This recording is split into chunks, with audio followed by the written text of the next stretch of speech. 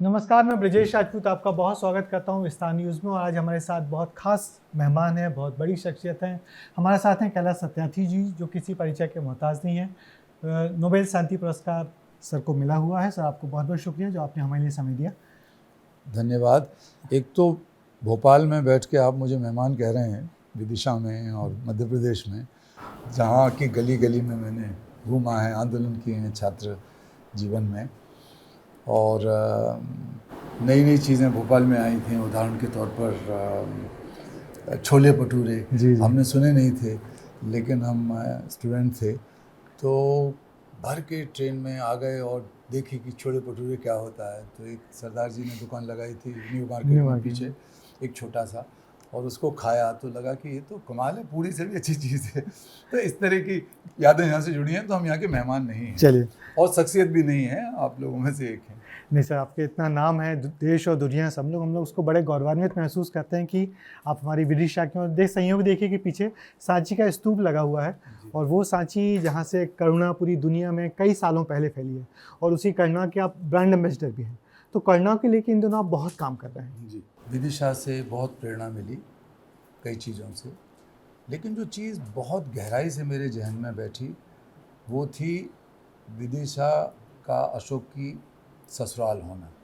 तो विदिशा मेरी ससुराल नहीं थी, जन्मस्थली थी, लेकिन वहाँ जो उनके पुत्र और पुत्री महेंद्र और संघमित्रा जन्मे, वो राजकाज चलाने के बजाय, राजकुमारी राजकुमार रहने के बजाय, उन्होंने फैसला किया कि दुनिया में अहिंसा का, शांति का, करुणा का संदेश पहुंचाना है। तो वो भिक्षु और भिक्षुणी बन के भारत की सीमा, मध्य प्रदेश की सांची की सीमा, मध्य प्रदेश की सीमा, भारत की सीमाओं को लांघते हुए श्रीलंका और आसपास के देशों में गए, और उन्होंने करुणा का संदेश पहुंचाया। तो उसका गहरा असर मुझ पर पड़ा, और मैं 20 बार साइकिल से या पैदल अपने बचपन में सांची के स्तूप में जाके बैठा हूँ। तो मेरे लिए अभी भी वो प्रेरणा का स्रोत है। सर, आपकी नई किताब आई है जो आत्मकथा भी है, जिसका नाम ही दिया सलाई, बहुत खूबसूरत सी है और बहुत कुछ है इसमें। दिया सलाई से ही नाम क्यों रखा आपने? बहुत कुछ और हो सकता था। हाँ, बहुत कुछ हो सकता था, लेकिन मुझे लगा कि इस आत्मकथा के लिए सबसे उपयुक्त शीर्षक दिया सलाई है। उसके दो कारण थे जी। एक कारण तो ये था कि मेरे घर में और मेरे मोहल्ले में उन दिनों बिजली नहीं थी, तो दिया सलाई के बगैर हम रात को भोजन भी नहीं कर सकते थे। तो दिया सलाई से हम अपनी चिमनी जलाते थे या लालटेन जलाते थे। लेकिन उसी दौरान मैंने सीखा कि दिया सलाई में और भगत सिंह में, दिया सलाई में और गांधी में, दिया सलाई और सुभाष चंद्र बोस में, अशफाक उल्लाह खान में, राम प्रसाद बिस्मिल में बहुत गहरा संबंध है। इन लोगों ने हमेशा प्रसिद्धि और कुछ और अपेक्षा से अपने जीवन को उत्सर्ग नहीं किया। इनको लगता था कि हमको आज़ादी की रोशनी लानी है देश में। दिया सलाई में वो ताकत है, वो साहस है, और वो समर्पण है कि आत्मोत्सर्ग करके वो प्रकाश लाती है। दिया सलाई स्थायी नहीं रहती। एक भी माचिस की तीली आप जलाओगे तो दोबारा नहीं जलेगी, जल गई एक बार। लेकिन मोमबत्ती अगर उसने जला दी तो एक मोमबत्ती से 100 मोमबत्तियाँ, हज़ारों मोमबत्तियाँ जलती हैं। तो मैं दिया सलाई से बहुत प्रभावित था कि जीवन में कुछ ज़रूरी नहीं है कि आप ही रहो, आप भी। दिया सलाई कभी या माचिस की तीली जिसे कहते हैं सरल भाषा में, वो कभी दिया बनने की कोशिश नहीं करती है, वो सिर्फ दिए को जलाती है। और आप कभी आकांक्षा दिया बनने की नहीं रही, दिया सलाई नहीं जी, हम तो अभी भी दिया सलाई की तरह ही कुछ ना कुछ कर रहे हैं। सर, इसमें बहुत सुंदर सी कविता आपने लिखी हुई है कि लेकिन एक दिया सलाई की तीली बनकर खुद को परिभाषित करूंगा, तब मोमबत्ती अगरबत्ती बन जलने की जरूरत नहीं पड़ेगी।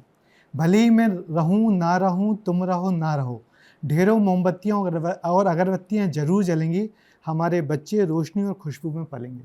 तो बच्चों के लिए आपने बहुत काम किया है, लंबा वक्त हो गया आपको बच्चों के अधिकार के लिए काम करते हुए, बचपन बचाओ आंदोलन। तो क्या लगता है अभी भी बहुत कुछ बाकी है? उन बच्चों की हालत उस दौर से लेके इस दौर तक कुछ बदली है या अभी तक वैसी ही?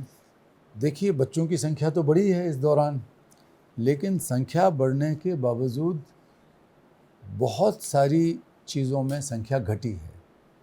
हमारे देश में ही देख लें हम तो बाल मजदूरों की संख्या घटी है, बाल विवाह कम हुए हैं, शिक्षा से स्कूलों से वंचित बच्चों की संख्या कम हुई है, ज़्यादा बच्चे स्कूलों के अंदर हैं। तो ये सब चीज़ें अच्छी हुई हैं, सामाजिक चेतना भी बहुत जगी है। लेकिन इस सबके बावजूद भी दुनिया में करोड़ों बच्चे, लाखों नहीं करोड़ों बच्चे हिंसा के शिकार हैं, शोषण के उत्पीड़न के शिकार हैं, अशिक्षा के शिकार हैं, जो क्रोनिक पॉवर्टी जिसे कहते हैं, बहुत ही असहनीय गरीबी के शिकार हैं। तो बहुत काम की ज़रूरत है। सर, अब वो शख्सियत हैं जिनको 2014 में नोबेल पीस प्राइज़ मिला, और वो पुरस्कार ऐसा था जिसको हर भारतीय सपना देखता था 1947 के समय से कि गांधी जी को मिलेगा, मगर गांधी जी को नहीं मिला और आप तक पहुंचा। तो जब आपको पुरस्कार के लिए चयन किया गया तो क्या अनुभूति रही आपकी? पहले तो मुझे भरोसा ही नहीं हुआ जब मुझे पता, चयन करना वगैरह मैं नहीं जानता था, उसके बारे में मेरी कोई जानकारी नहीं थी। लेकिन जिस दिन ये पुरस्कार घोषित हुआ उस दिन आपके ही बिरादरी के यानी किसी पत्रकार मित्र ने फ़ोन करके कहा, कैलाश जी नोबेल पुरस्कार, नोबेल पुरस्कार, नोबेल प्राइज़ कहा उन्होंने, नोबेल प्राइज़। तो मैं समझा कि किसी व्यक्ति को नोबेल प्राइज़ मिला है और वो शायद मुझसे कुछ कमेंट चाहते हैं। तो आप लोग तो वही सोचोगे, अगर टीवी चैनल है तो कुछ फ़ोन पे आप जी जी क्या कहते हैं उसे, फ़ोने फोनो, हाँ फ़ोनो दे दूँ, तो फ़ोनो चाहते होंगे वो। तो वो इतने उत्साहित थे, इतने भावुक थे कि वो अपनी बात पूरी नहीं कह पाए कि नोबेल पुरस्कार आपको मिला है। तो तब तक मेरे मित्र नीचे से आ गए जो साथ में काम करते थे ऑफिस में, और उन्होंने गले लग के और रोना शुरू कर दिया, खुशी के मारे बोल भी नहीं पा रहे थे। तो फिर मैं समझा कि ये पुरस्कार मुझे मिला है। लेकिन तब भी मेरे मन में ये आया कि मुझे कैसे मिल सकता है, मुझे तो मिलने का कोई कारण नहीं है ऐसा। जब गांधी जी का नाम चला, ठीक वो बात याद आई जो आपने पकड़ी कि अगर ये पुरस्कार गांधी जी को मिलता तो गांधी जी का तो कुछ बनना बिगड़ना नहीं था। गांधी जी के तो कपड़ों में कोई रेशम नहीं आ जाता, वो खादी के ही रहते। लेकिन पुरस्कार के ऊपर जरूर रेशम आ जाता। पुरस्कार जो है वो कई गुना, उसकी गरिमा कई गुनी बढ़ जाती। और फिर भी मुझे एक बड़े विनम्र भाव से मैंने उसे स्वीकार किया, और ये पहले दिन से मैंने कहा कि ये दुनिया के करोड़ों बच्चों के लिए है और प्रत्येक भारतवासी के लिए, क्योंकि किस भारत में पैदा हुए किसी भी व्यक्ति को ये नहीं मिला है शांति पुरस्कार भारतीय को, तो मेरा कैसे हो सकता है, ये तो हर एक भारतीय का है। जी, इसी में आपने उसमें लिखा है कि ओस्लो के मंच से पीछे झांकते हुए, जब आपको पुरस्कार मिला तो आपने फिर एक बार अपने पीछे झांका, जहाँ से विदिशा से आपकी जर्नी शुरू हुई या यात्रा शुरू हुई। तो कभी आपने सोचा था कि जो काम आपने शुरू किया है वो इस ऊंचाई तक पहुंच जाएगा या उसको अंतर्राष्ट्रीय स्तर पर पहचान मिलेगी? मैंने नहीं सोचा कभी, पहचान की मैंने कभी चिंता नहीं करी। देखिए कि संभवतः आप मुझे जानते थे, पहले मध्य प्रदेश के हैं आप, तो मैं भी मध्य प्रदेश का हूँ और भी लोग बैठे हैं, लेकिन देश या दुनिया तो नहीं जानती थी कैलाश सत्यार्थी कौन है। लेकिन तब भी मैं वही बातें करता था, तब भी मैं वही काम करता था, तब भी मैं 144 देशों में काम कर रहा था, भारत के अलावा भी।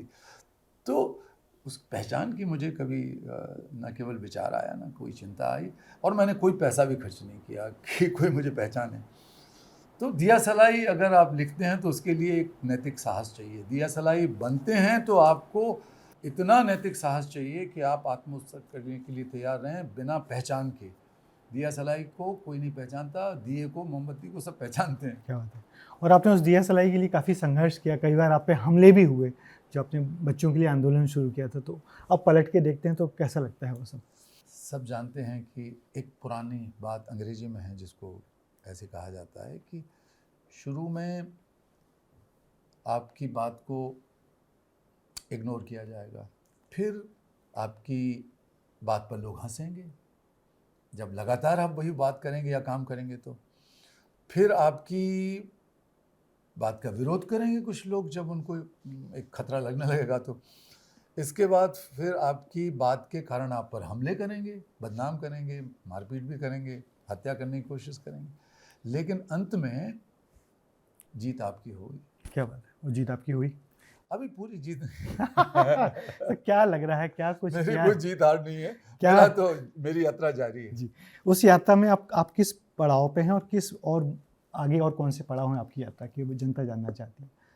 मेरे जीवन की एक बहुत ही विनम्र लेकिन शायद सबसे महत्वपूर्ण उपलब्धि ये रही कि दुनिया के बच्चे राजनीतिक, सामाजिक, आर्थिक विमर्श का हिस्सा बन गए, उस विमर्श के केंद्र में आ गए। जी।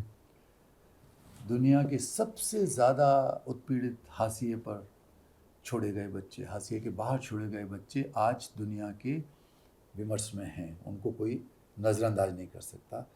ये अगर 40 साल में हुआ है तो 40 साल मानवता के इतिहास में बहुत ही छोटी सी जगह है। अब उसमें से बहुत सारे NGOs, बहुत सारे सरकारी महकमे, बहुत सारे CSR के काम, बहुत सारे मंत्रालय दुनिया भर में बने हैं, तो कई चीज़ें हुई हैं उसकी, तो ये एक अच्छी बात हुई है। लेकिन इसके बावजूद भी हमको लग रहा है कि हम मानव जाति, मनुष्य जाति आज किसी भी समस्या का समाधान नहीं निकाल पा रही है। समाधानों में से समस्या जन्म ले रही हैं। इसके विस्तार में जाने की ज़रूरत नहीं है, लेकिन हम देख रहे हैं कितना एकाकीपन, जितनी टूटन, जितना बिखराव, जितनी हिंसा आज है।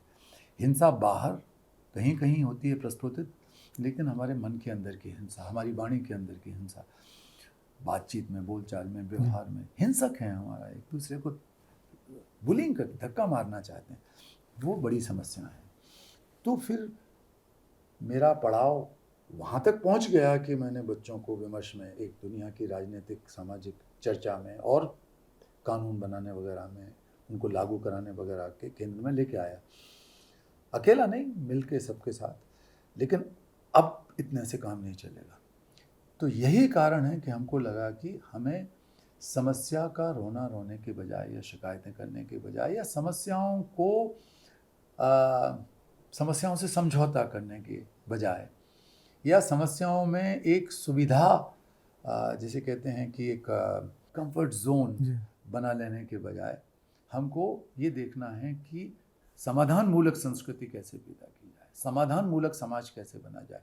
और समाधानों की बुनियाद में करुणा है और कोई चीज़ नहीं। बहुत सोचा मैंने, बहुत पढ़ा और दुनिया में काम करने से जाना कि जब तक आप दूसरे की तकलीफ़ को अपनी तकलीफ़ की तरह महसूस करके उसे दूर करने की जिद्दोजहद नहीं करेंगे, तब तक आप ईमानदार हो ही नहीं सकते।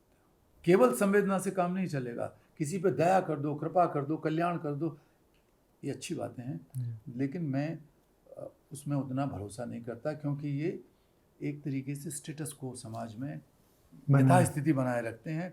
देने वाले का हाथ ऊपर, लेने वाले का नीचे, ये एक संबंध हम नहीं रखना चाहते। हाथ मिला के आगे बढ़ो। हमारे यहाँ वेद में कहा संगच्छध्वम संवदध्वम, साथ चलो, साथ बोलो। कैसे होगा ये? तो ये तभी होगा जब हम करुणा को दोबारा से परिभाषित करें। हमने करुणा को दोबारा से परिभाषित किया। आपने कहा बुद्ध की करुणा पीड़ा के साथ जुड़ी है, अलग अलग तरह की। और बुद्ध का दर्शन इस बात पर टिका है कि सभी कहीं ना कहीं, किसी न किसी रूप में बुढ़ापे, बीमारी, मृत्यु के कारण पीड़ित होते ही हैं। लेकिन मैं कहता हूँ कि करुणा के अंदर जो ताकत है, परिवर्तनकारी शक्ति, मैं करुणा को एक परिवर्तनकारी शक्ति के रूप में देखता हूँ। ऐसा परिवर्तन जो समाज में न्याय, समानता, शांति और स्थायित्व लेके आए, सुरक्षा लेके आए, वो और किसी तरीके से संभव नहीं। उसी दिशा में आप आगे बढ़ रहे हैं। और वही मेरा आगे अब नया आंदोलन है, Satyarthi movement for global compassion. और मुझे बहुत खुशी है कि 1 साल पहले ही हमने उसको आधिकारिक तौर पर सिस्टमेटिक तरीके से लॉन्च किया। काफ़ी लोग जुड़ गए हैं। लोग तो जुड़ ही रहे हैं, लेकिन इसके अलावा बहुत सारे विश्वविद्यालय, बहुत सारे दुनिया के भूतपूर्व और वर्तमान राष्ट्राध्यक्ष, नोबेल लॉरिएट्स वगैरह उसके समर्थन में है। आपको राजनीति से भी ऑफर तो आए होंगे जोड़ने के कि राजनीति से जुड़ जाइए, राजनीति के थ्रू एक परिवर्तन करिए, तो कभी आपने उस तरफ सोचा? देखिए, राजनीति से तो कोई परे नहीं है, मैं भी नहीं हूँ। लेकिन राजनीति का मतलब ये है कि लोग राज करने की नीति बनाते हैं कि कुर्सी पे कैसे बैठ जाएं, और बैठे हैं तो कैसे डटे रहें। यही तो राजनीति है आज की। तो एक अगले चुनाव के लिए राजनीति करते हैं अगर लोकतंत्र में आप हैं तो। मैं आगे आने वाली पीढ़ी और उसकी बाद की पीढ़ी और उसके बाद की पीढ़ी और उसके बाद की पीढ़ी, पूरी दुनिया के भविष्य की राजनीति करता हूँ। वही मेरा धर्म है। चलिए, बहुत बहुत शुक्रिया आपको ये थे कैलाश जी जो अपनी दिया सलाई वाले रोल में बहुत खुश हैं। उनको कोई मोमबत्ती नहीं बनना, कोई दिया नहीं बनना, जी बस जोत से जोत जगाते चलो। तो उसी रोल में खुश हैं, प्रसन्न हैं। सर आपको बहुत बहुत शुक्रिया जो आपने हमको समय दिया।